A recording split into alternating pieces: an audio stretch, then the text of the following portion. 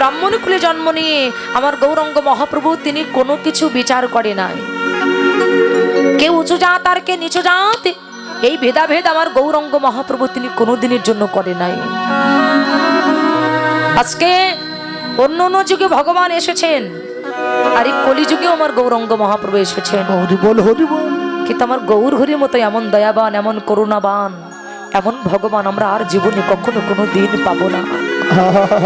জানেন বাবা, আজকে শুধু এই কীর্তন আসরে নয়, প্রত্যেকটা কীর্তন আসরে দাঁড়িয়ে বড় গৌরব করে বলতে ইচ্ছা করে যে গৌর আমাদের ভগবান, গৌর বাঙালির ভগবান, গৌর হলো জনদরদি ভগবান। তার মতো এমন জনদরদি ভগবান আগে কখনো কোনোদিন আসেনি, আর জীবনে কখনো কোনোদিন আমরা পাবো না। এমন দয়াবান তিনি, তিনি জীবনে কখনো কোনোদিন কোনো কিছু বিচার করে নাই। তার সামনে তিনি যাকে দেখেছেন, একটা মুচিকে দেখলে কোল দিয়েছেন, একটা মেতরকে দেখলে কেউ কোল দিয়েছেন, যাকে দেখেছেন তার হাতে যদি না হয়েছে তবে তার পায়ে পড়ে এই ধন আমার গৌরাঙ্গ মহাপ্রভু বিতরণ করেছেন। বলতে পারবেন যে এর আগে কোনো ভগবান এমন কাজ করেছে যে পায়ে ধরে নাম বিতরণ করেছে? বলতে পারবেন? কিন্তু সেটা করিয়ে দেখেছেন আমার গৌরাঙ্গ মহাপ্রভু, আমার গৌর হরি করিয়ে দেখিয়েছেন। জগৎজীবকে জানিয়ে দিলেন, হে জগৎ, আমি যেমন কোনো কিছু বিচার করি নাই, তোমরাও যেন কোনোদিন কোনো কিছু বিচার করতে যেও না। কেন? এ জগতে যার ভিতরে বিচার আসবে সে কখনো কোনোদিন আমার ভজন করে আমার ভজন পথে জীবনে কোনোদিন পৌঁছাইতে পারবে না। যে বিচার করবে সে কখনো কোনোদিন আমার কৃপা লাভ করতে পারবে না। আমি যেমন কোনো কিছু বিচার করি নাই, তোমরাও যেন কোনো কিছু বিচার করো না। যদি কোনো সাধুগুরু বৈষ্ণবকে দেখো, অন্তত কিছু না পারো তোমার মাথাটা বৈষ্ণবের চরণে একবার নত করে দিও।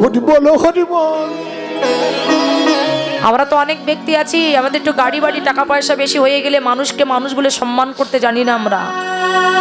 যার ব্যাংকে কোটি কোটি টাকা ফিক্সড করা আছে, মনে করেন এই কীর্তন আসরে সে ভালো জামা কাপড় পরে এসেছে, একেবারে চেয়ারের পরে পা তুলে বসে আছে, মানুষকে মানুষ বলে শ্রদ্ধা করতে জানে না। কিন্তু আমার গৌর হরি বলেন হচ্ছে মূর্খ ব্যক্তি, ও জীবনে কখনো কোনোদিন আমার কৃপা লাভ করতে পারবে না। ভগবান কেন মাথা নত করতে বললেন? আমাদের মতো জীবকে কেন মাথা নত করতে বললেন? জগৎকে জানিয়ে দিলেন বৈষ্ণবের চরণে মাথা নত করবে। কেন জানো? এই বৈষ্ণবের চরণ ধুলি অঙ্গে মাখতে মাখতে যদি কখনো কোনোদিন কৃপা করে একটা নিষ্কঞ্চন বৈষ্ণবের চরণে পড়ে যায়, যদি কখনো কোনোদিন একটা নিষ্কাঞ্চন বৈষ্ণবের চরণে তোমার হাত পড়ে যায়, নিষ্কাঞ্চন বৈষ্ণবের চরণ ধুলি যদি তোমার অঙ্গে লেগে যায়, সেই দিনে তোমার মানব জন্ম ধন্য হয়ে যাবে। তুমি যে মনুষ্যকুলে জন্ম নিয়েছো, তোমার মানব কুলে জন্ম সার্থক হয়ে যাবে, আর তোমার ভিতরে তখন ভক্তির উদয় হবে। এ জগতে কেউ যেমন ভক্তি নিয়ে জন্মগ্রহণ করে, আর এই জগতে এসে কাউকে ভক্তি অর্জন করতে হয়। যেমন ধ্রুব মহারাজ, ভক্ত প্রহ্লাদ, ভক্ত হরিদাস, এনারা কিন্তু ভক্তি নিয়ে জন্মগ্রহণ করেছেন। তাহলে আমার ভক্তি নাই, তাহলে আমার কি করতে হবে? আর এই কলিযুগে ভক্তি ছাড়া আর কোনো উপায় নাই। কলিযুগে জীবের একমাত্র সম্বল হচ্ছে কৃষ্ণ বলে কাঁদা। লক্ষ্য করবেন, বলছে যে কোনোদিন কৃষ্ণ বলে কাঁদতে পারবে না, যার চোখের জল ঝরবে না, সে কোনোদিন ভগবানের কৃপা পাবে না। এই কলিযুগে জীবের কাদাই হচ্ছে একমাত্র ভজন, আর কাদাই হচ্ছে জীবের একমাত্র সাধন। এই জগতে যার চোখের জল যত বেশি করে ঝরবে, সে তত তাড়াতাড়ি আমার গৌর গোবিন্দের কৃপা লাভ করতে পারবে। যে কৃষ্ণ বলে কাঁদতে পারবে না, কৃষ্ণ বলে যার চোখের জল ঝরবে না, সে কখনো কোনোদিন আমার ভগবানেরই কৃপা লাভ করতে পারবে না। গৌর হরি জানিয়ে গেলেন এই কলিযুগে জীবের একমাত্র সার হচ্ছে কৃষ্ণ বলে কাঁদা। মনে রেখো, অন্য কোনো গতি তোমার নাই। আজকে হরি বললে না, কালকে বললে না, আজকে কৃষ্ণ বললে কাঁদলে না, কিন্তু একদিন না একদিন হরি তোমাকে বলতেই হবে। একদিন না একদিন হরি বলে তোমাকে কাঁদতেই হবে। কৃষ্ণ বলে কাঁদা ছাড়া করি জীবের অন্য কোনো গতি নাই। তাই যদি তোমার ভিতরে যদি তুমি কৃষ্ণ বলে কাঁদাতে চাও, ভক্তি যদি না থাকে, তাহলে কি করতে হবে? জগতে যাদের ভক্তি আছে সাধুগুরু বৈষ্ণব, তোমাকে তার কাছে যেতে হবে, তোমাকে তার কাছে যেতে হবে। আর এই বৈষ্ণবের চরণধুলি অঙ্গে মাখতে মাখতে যদি কোনো বৈষ্ণব কৃপা করে তোমাকে কিঞ্চিত মাত্র ভক্তি দান করে, তাহলে তুমি একদিন ভক্তি রাজ্যের মালিক হয়ে যাবে। হরিবল, ভক্তি একটু বাড়ো ভাই, মেন ভোকালের হাই। হরিবল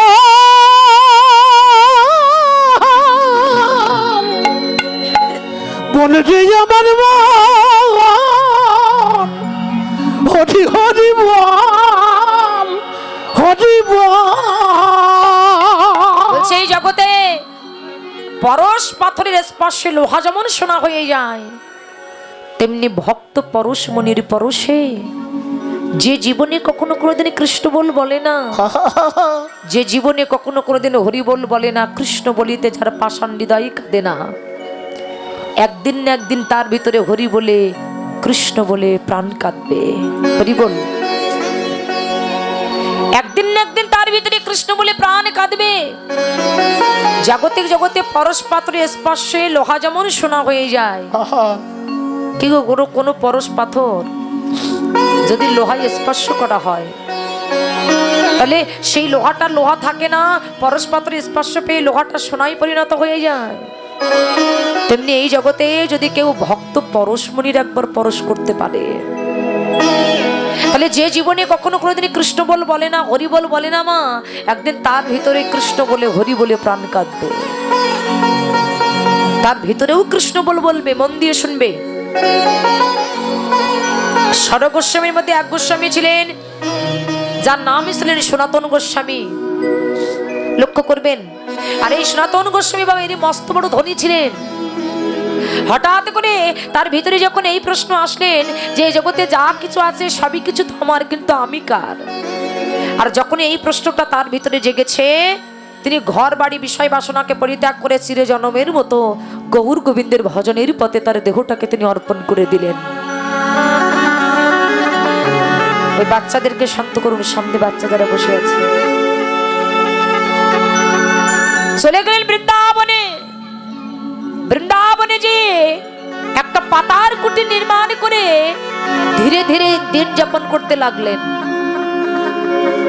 হঠাৎ করে ওই বৃন্দাবনে তার জীর্ণ কুটিরে বসে তিনি জপের মালা জপ করছেন, নামের মালা জপ করছেন, আর দুটি নয়নের জলে ভেসে যাচ্ছেন। আর বাবা ঠিক সেই সময় একটা কন্যাগ্রস্ত পিতা তার কন্যাকে বিবাহ দেবে, কিন্তু কন্যাকে বিবাহ দেওয়ার মতো কোনো সম্পত্তি তার ঘরে নাই। সেই কন্যাগ্রস্ত পিতা সনাতন গোস্বামী যখন হাতে জপের মালা নিয়ে যখন কৃষ্ণ নাম জপ করছেন, নয়ন জলে ভাসছেন, কন্যাগ্রস্ত পিতা সনাতন গোস্বামীর সম্মুখে যেয়ে দুটি কর পেতে দাঁড়িয়ে বলছে, বাবাজি আমায় কিছু ভিক্ষা দেবে গো, আমায় কিছু ভিক্ষা দাও না। সনাতন গোস্বামী বললেন, হ্যাঁ রে ভিখারি, ভিখারির কাছে ভিক্ষা চাইলে কি কখনো কোনদিন ভিক্ষা পাওয়া যায়? আরে আমি নিজে তো হলাম একটা ভিখারি, আর তুই আমার মতো ভিখারির কাছে ভিক্ষা চাইছিস? আমি তো সবকিছু ছেড়ে দিয়ে চিরজনমের মতো ভিখারি হয়েছি। কোন ভিখারি হয়েছি জানিস? আমি কৃষ্ণ নামের ভিখারি হয়ে গেছি, আমি গৌর নামের ভিখারি হয়ে গেছি। তুই ভিখারির কাছে ভিক্ষা চাইছিস, তোকে আমি কি ভিক্ষা দেব রে? বলছে, বাবুজি তোমার চরণে যখন এসে পড়েছে, তাহলে তুমি কৃপা করে আমায় কিছু ভিক্ষা দাও, কিছু তো ভিক্ষা দাও। এখন বারবার যখন ভিক্ষা চাইছে, সনাতন গোস্বামী বলছে, বাবা আমার কাছে যখন তুমি ভিক্ষা চাইছো, তাহলে তোমার আমি কি ভিক্ষা দেব? কিন্তু ইহ জগতের কোনো টাকা পয়সা তো আমার কাছে নাই, তবে তোমাকে একটা জিনিস দিতে পারি। কি? বলছে, শোনো, ওই যমুনার ধারে, শোনো বাবা, ওই যমুনার ধারে কিছু বালি রাখা আছে, আর এই বালি টাকলা করে দেখবে ওই বালির ভিতরে একটা পাথর রাখা আছে। ওই পাথরটা যদি তুমি ঘরে নিয়ে যেতে পারো, তাহলে তুমি কোটি কোটি টাকার মালিক হয়ে যাবে। ভিখারি যমুনার ধারে গেলেন, বালি টাকলা করে দেখে যে তার ভিতরে পাথর আছে বাবা, কিন্তু পাথরটা যেন তেন পাথর নয়, সেই পাথরটা হলো পরশ পাথর। আর এই পরশ পাথর যদি এ জগতে কারো কাছে থাকে, এহ জগতের রাজা তার সাথে পারবে না। আরে পরশ পাথরটা ভিখারি হাতে নিয়ে মনে মনে চিন্তা করছে, যেখানে পরশ পাথর পড়ে আছে বাবাজি তো জানে, কিন্তু এত মূল্যবান বস্তু এখানে পড়ে আছে, এই পাথরের দিকে বাবাজির কোনো লক্ষ্য নাই, তাহলে আমার মনে হয় এর চাইতে আরো কোনো বড় সম্পদ ওই বাবাজির কাছে আছে। এই পাথরের চাইতে আরো কোনো বড় সম্পদ ওই বাবাজির কাছে আছে, তার জন্য এই পরশ পাথরের মূল্য ওই বাবাজির কাছে নাই। ভিখারি কি করলো জানেন? কার যে কখন চৈতন্য জ্ঞান ফিরবে কে বলতে পারে গো। ভিখারি কি করলো? পরশ পাথরটা ওই যমুনার জলে ছুঁড়ে ফেলে দিলেন।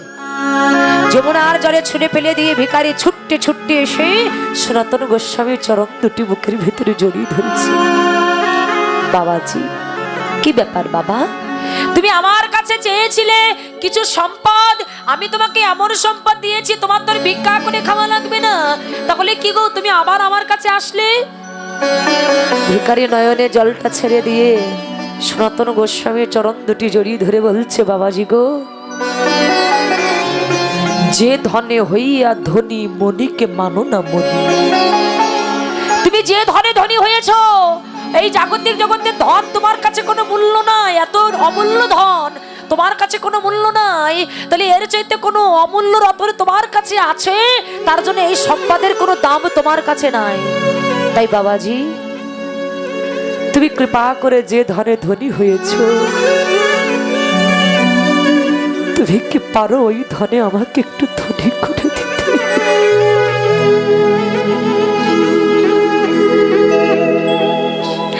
তুমি যে ধনী ধনী হয়েছে ওই ধনে আমাকে একটু ধনী করে দাও। সনাতন গোস্বামী বলছে, বাবা আমি যে ধনে ধনী হয়েছি, এই ধনে যে একবার ধনী হয়ে যায়, এহ জগতের বিষয় বাসনা টাকা পয়সা তার আর কোনো কিছু ভালো লাগে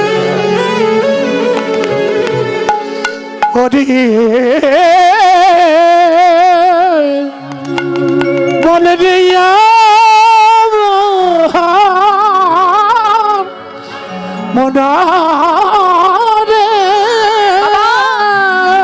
আমি যে ধনে ধনী হয়েছি, এই ধনে যারা একবার ধনী হয়, এগো জগতের গাড়ি বাড়ি টাকা পয়সা তাদের আর কোনো কিছু ভালো লাগে না। আমি যে ধনে ধনী হয়েছি, এই ধনে যারা ধনী হয়ে যায়, তারা চিরজনমের মতো পথের ভিখারি হয়ে যায়।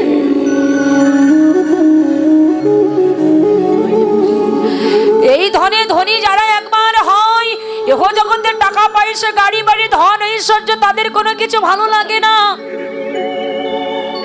এই ধনে যারা একেবারে ধনী হয়, তাদের বিষয় বাসনা সমস্ত সবই কিছু পরিত্যাগ করে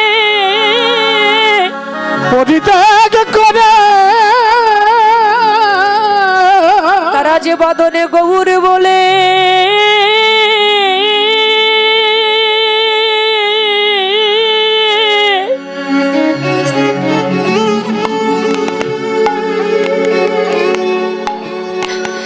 গৌর বলে কেঁদে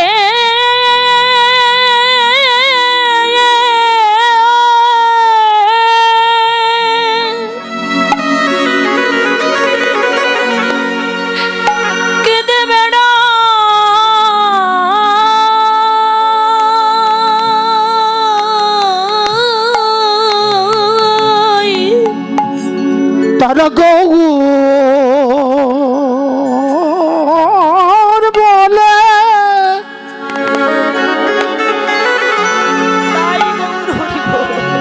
গৌর বলে কেঁদে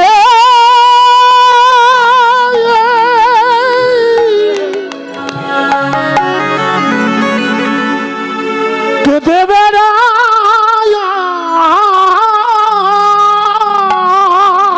ওদের তখন ওই থাকা ঘরে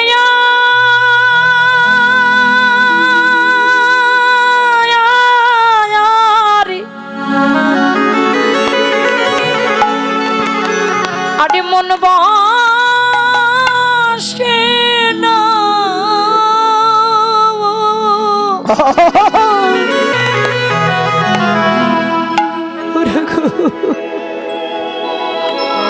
ওরা গৌর বলে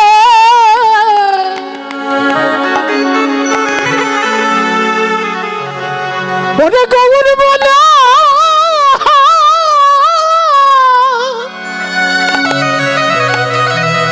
পথে পথে কেঁদে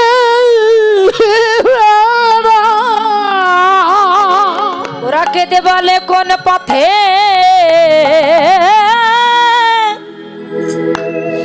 পথে গেলে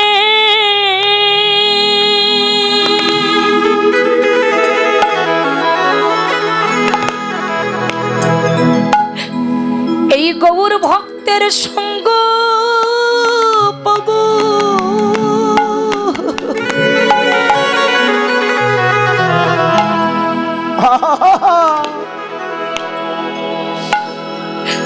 ওরা বদনে গৌর বলে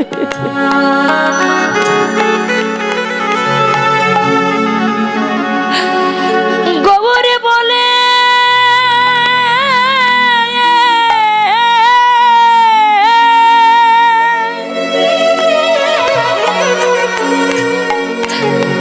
কেঁদে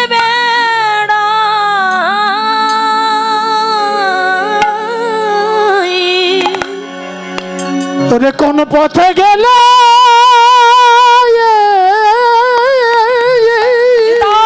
গৌর হরি হরি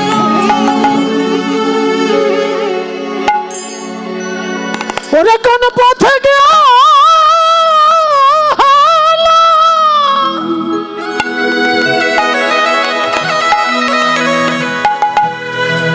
কোন পথে গেল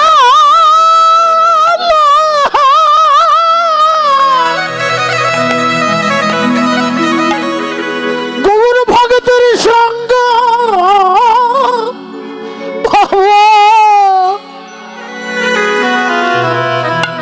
ওরে পথে পথে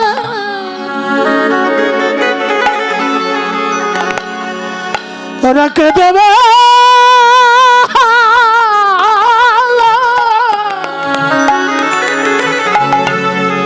কে দেবে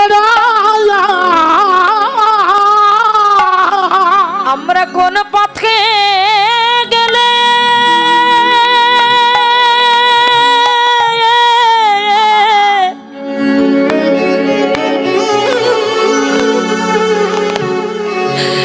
এই গৌর ভক্তের চরণ পাবো।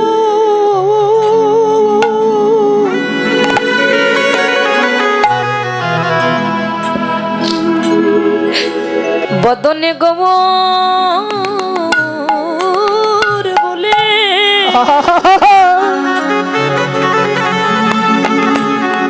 এই জগৎবাসী আজকে যে ভক্ত চরণধুলি অঙ্গে মাখবার জন্য আমার ভগবান সবকিছু ত্যাগ করে পথের ভিখারি হয়েছেন, যিনি বৃন্দাবনে শ্রীকৃষ্ণ রূপে ছিলেন, আজকে তিনি গৌর বেশে কাঙালের বেই ধরে নদিয়ায় এসেছেন কেন? একমাত্র শুধুমাত্র ভক্ত চরণ ধুলি অঙ্গে পরশ করবার জন্য। নিতাই গৌর।